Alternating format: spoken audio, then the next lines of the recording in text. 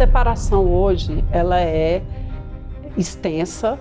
Antigamente falava-se das crises conjugais, os 2 primeiros anos de casamento, né? Aí depois, quando primeiro bebê nasce, especialmente ali em volta dos 6 meses do bebê, a maior parte dos casais se separam nesse tempo. 7 anos diz que é o momento de crise conjugal.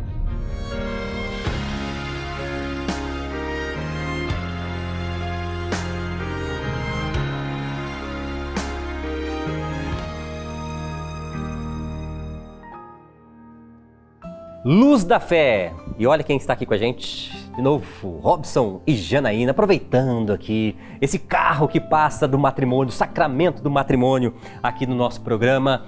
Bom, você notou que nós falamos sobre o sacramento do matrimônio, falamos sobre o diálogo, falamos sobre a questão da sexualidade no casamento.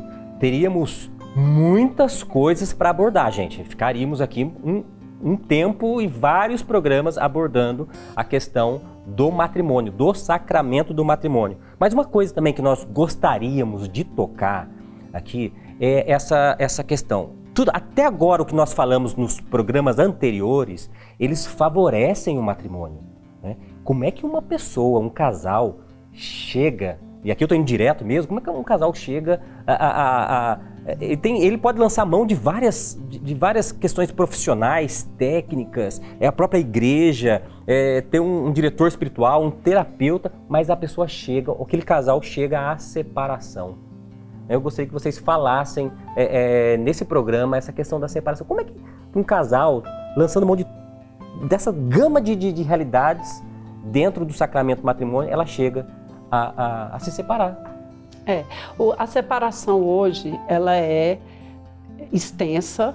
Antigamente falava-se das crises conjugais, os 2 primeiros anos de casamento, né? Aí depois, quando primeiro bebê nasce, especialmente ali em volta dos 6 meses do bebê, a maior parte dos casais se separam nesse tempo. 7 anos diz que é o momento de crise conjugal.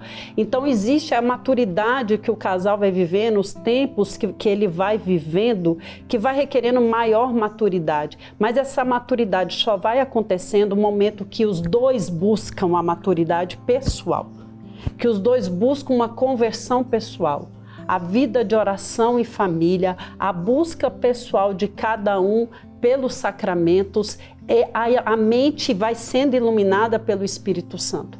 Então, muitas vezes, buscar somente fora algo que o problema é uma raiz por dentro, ela não se justifica. É importante sim buscar ajuda, mas eu preciso buscar mais ainda. Cura interior, busque em Deus o que é que me inquieta, porque assim, de fato, volta na questão do diálogo e da abertura, dos direitos e deveres. Se no casamento um está se sentindo mais cansado, esgotado, o outro pode estar mais folgado. Então, nos direitos e nos deveres, eu preciso observá-lo para perceber, nossa, ele anda tão cansado, o que eu estou deixando de fazer, amor? Tem alguma coisa que eu possa ajudar, fazer a mais? Você está ficando com muitas coisas, eu estou ficando com menos? Precisa ver o todo. É preciso ver, na relação sexual, qual é a raiz? Porque, igual eu estou te falando, vai criando um muro. Se eu vou deixando passar, vai criando um muro que depois fica intransponível. Então, os divórcios hoje, ele não tem mais nessas fases. É a qualquer tempo, 6 meses de casamento. Mas eu preciso ver até lá no meu casamento. Eu me preocupei muito, foi com a minha roupa, com a minha entrada, com as fotos. Nem sequer olhei para o meu noivo lá me esperar. Ou de fato eu queria viver o meu sim, o meu sacramento, era um momento às vezes com poucas pessoas simples, o mais importante ou é por querer um status, que hoje casamento está virando status, Laercinho, né? Ou querer sair da minha realidade, da solidão, eu quero amar, eu me apaixono pelo o fato de estar apaixonada, mas não pela pessoa, com seus defeitos. Eu amo os defeitos do meu esposo, olha que difícil. As suas qualidades, mas nos seus defeitos eu o amo, porque existem defeitos que a pessoa talvez nunca mude. E como que eu convivo com isso? Então, tudo isso vai da disposição interior. Agora, a terapia é importantíssima, a igreja indica, existem terapias sexuais que a igreja indica, terapeutas sexuais católicos, muitos hoje, muitos terapeutas católicos trabalhando com casais, porque no nosso meio está crescendo essa realidade, e são diversos fatores. Eu penso assim, né, que o mundo, ele está com as suas culturas individualista, relativista, né?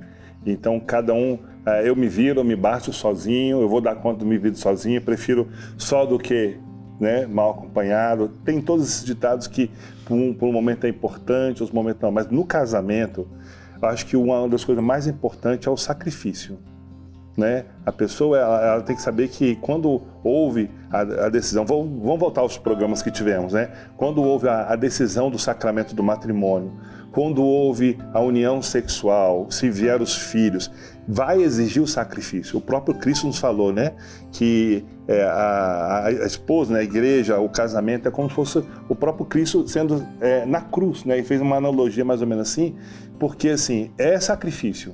Eu tenho que morrer para mim para fazer outra feliz. É aquilo que poeticamente se diz no namoro, no noivado, né? Você está casando para ser feliz ou para fazer o outro feliz, né? Isso é real. E isso está implícito aí um sacrifício. Porque quando eu morro para mim e ela morre para ela, a gente está criando cada vez mais fazer o outro feliz. Então, o que acontece muito hoje, a questão dos divórcios, é que cada um quer viver a sua plenitude, sua felicidade, o seu egoísmo, o seu individualismo, o seu relativismo, vai relativizando. Não é bem assim, não precisa ser desse jeito, não tem que ser assim, a gente pode viver mais ou menos assim. E aí vai crescendo aquela bola de neve, o exemplo que a Janaína falou, esse muro, que acaba levando a essa decisão, às vezes imatura, né? A gente sempre costuma dizer, né? Principalmente na Canção Nova, Padre Jonas nos ensinou muito isso. Em crise não se toma decisão, né? Se procura ajuda, né? Vai procurar pessoas de caminhada, o homem vai procurar um padre, ou a mulher vai procurar um padre, um terapeuta, né? Ajuda de casal, porque casou, né? No primeiro parágrafo do Catecismo fala sobre o casamento indissolúvel. Indissolúvel você não pode dissolver. Não não pode acabar. Então eu tenho que lutar o máximo que eu puder para isso. É claro, vai chegar um momento, né, e se chegar esse momento, após todas essas fases, após toda a busca, toda a ajuda, todo o suporte, em que não tem mais condição deles viverem juntos, a igreja vai acompanhar, vai orientar, olha, precisa haver um afastamento, talvez temporário, depois volta, a igreja vai orientar, através de um padre, através de um bispo, mas a igreja vai orientar. Mas até chegar lá, o que a gente fez antes para que isso não acontecesse? Mas infelizmente, muita sociedade hoje, o mundo está pedindo, não deu certo, tem outro. Que a igreja ama, a igreja ama, acolhe, a igreja cuida. A igreja tanto que acolhe, ama. desculpa, que hoje existe nas pastorais de segunda união. Né? Existe muito trabalho em muitas dioceses da segunda união e é acolhimento pelo matrimônio, talvez que não deu certo por 300 e 800 motivos, né? Mas a igreja cuida e ama.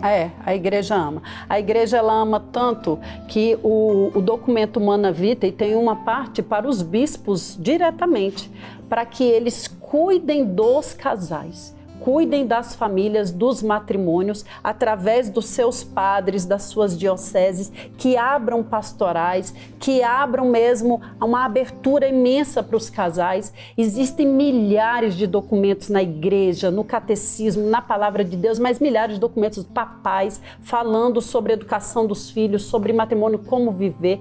Tudo isso a gente pode buscar, orientação. E olha, Lécio, eu digo mais, nós precisamos de bons padres. Precisamos de bons padres para poder orientar os casais. Cada vez mais termos padres que estudem o sacramento do matrimônio, que busquem. É bom evangelizar, é bom ser um bom pregador, é bom sair em missão, é bom você poder estar na mídia, mas um pastor que ama e acolhe essas ovelhas. Eu ouço o relato de padres que casou o casal, batizou aquele filho, fez a primeira comunhão daquele filho, depois fez o casamento daquele filho, pois aquele casal viveu em crise, quis divorciar, o padre entrou, conversou, voltou. Precisamos de mais padres. A igreja pede aos bispos, peça aos padres, pede aos padres, olhem para as famílias, visite os casais, esteja com eles, ouça-os, não com julgamento, mas com desejo de acolhida, de pastor. Nós precisamos retomar os documentos dos papas que pedem isso. Olha, gente, que bacana, viu?